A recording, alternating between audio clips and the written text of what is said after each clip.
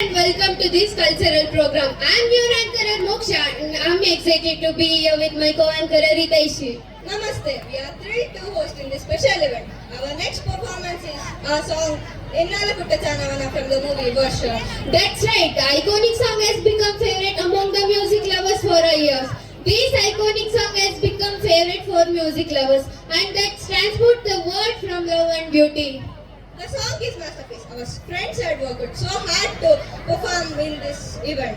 Ennala Kuttachanavana is not isn't a music. It's an experience. The way flute note seems to be dance in the air, it's a truly unforgettable experience. Let's get mesmerized by the song. Let us welcome them. And as we wait for the performance to begin, let's get started.